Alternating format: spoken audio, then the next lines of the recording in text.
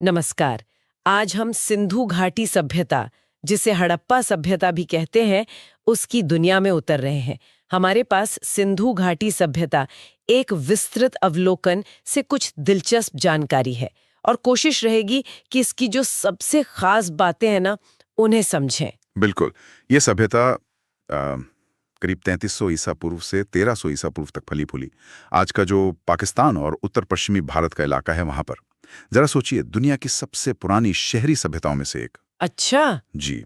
और इसकी कहानी असल में 1921 में शुरू हुई, जब हड़प्पा की खोज हुई। फिर मोहनजोदड़ो जैसे शहर सामने आए। तो चलिए देखते हैं इसमें क्या खास था। मतलब जो सबसे पहले चौंकाती है वो है इनकी नगर योजना। बिल्कुल। है ना? कमाल की प्लानिंग थी। हाँ, बहुत व्यवस्थित। शहर साफ तौर पर दो हिस्सों में बटे थे, एक ऊंचा किला, एक निचला रिहायशी इलाका। और सड़कें, अरे एकदम सीधी ग्रिड पैटर्न में। बिल्कुल, समकोण पर काटती हुई।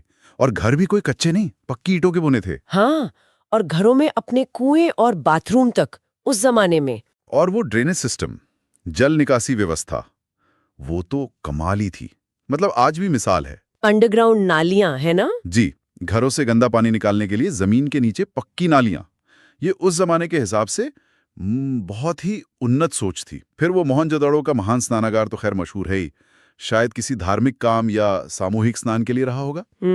धौलावीरा में पानी बचाने के लिए बड़े बड़े जलाशय बनाए गए थे।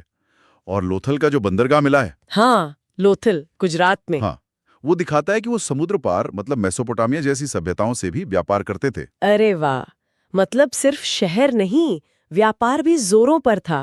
और ये हाथ की कारीगरी, वो भी तो थी ना? बिल्कुल थी। बहुत सुंदर मिट्टी के बर्तन मिले हैं, खिलौने मिले हैं टेराकोटा के, मूर्तियां, तरह तरह के गहने और तांबे कांसे के औजार भी। और वो मोहरें, सील्स, वो तो बहुत खास है।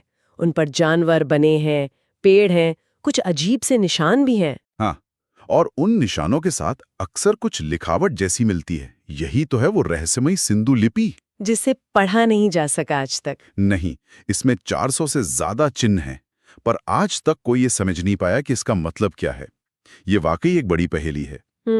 अच्छा, अगर अर्थव्यवस्था की बात करें, मतलब जीते कैसे थे?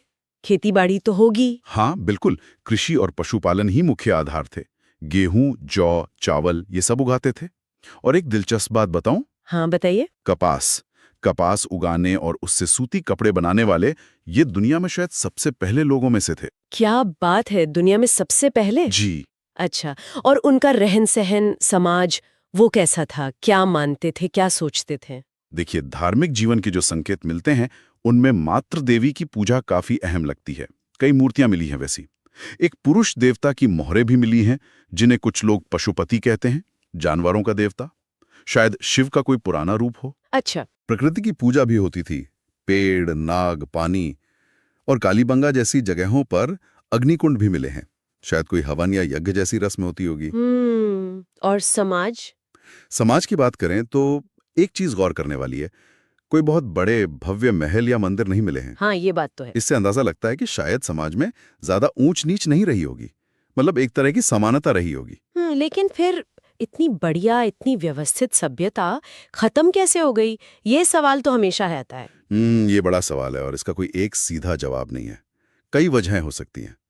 हो सकता है सिंधु नदी ने अपना रास्ता बदल लिया हो, या फिर भयानक बाढ़ आई हो, भूकंप भी हो सकता है, या बहुत लंबा सूखा पड़ गया हो। जलवायु परिवर्तन भी तो हो सकता है। बिल्कुल, जलवायु परिवर्तन भी एक बड़ा कारण माना जाता है। या फिर शायद बाहर से किसी ने हमला किया हो। लेकिन ज्यादातर जानकार ये मानते हैं कि ये पतन अचानक नहीं हुआ। अच्छा। धीरे धीरे हुआ। हाँ, धीरे धीरे शहर जैसे उजड़ने लगे, उनका आकार छोटा होता गया, और जो मकान वगैरह बन रहे थे उनकी क्वालिटी भी गिरने लगी। तो कुल मिलाकर हम कह सकते हैं कि सिंधु घाटी सभ्यता एक कमाल की, व्यवस्थित, व्यापार में कुशल और सांस्कृतिक रूप से काफी समृद्ध सभ्यता थी।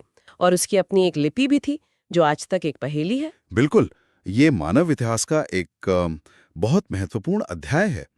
उनकी शहर बनाने की कला, वो साफ सफाई का इंतजाम, पानी बचाने की तकनीक, उनकी कला, ये सब आज भी हमें हैरान करता है।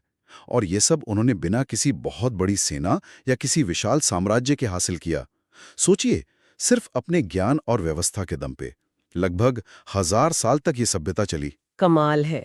और जाते जाते एक सवाल छोड़ जाते हैं सोचने के लिए। हाँ, आज जब हमारे शहर इतनी सारी चुनौतियों से जूझ रहे हैं, बढ़ती आबादी, प्रदूषण, पानी की कमी, तो क्या हजारों साल पुरानी ये सिंधु घाटी सभ्यता की जो नगर योजना थी या उनका जो जल प्रबंधन था, क्या उससे हम आज कुछ सीख सकते हैं? क्या वो हमें कोई रास्ता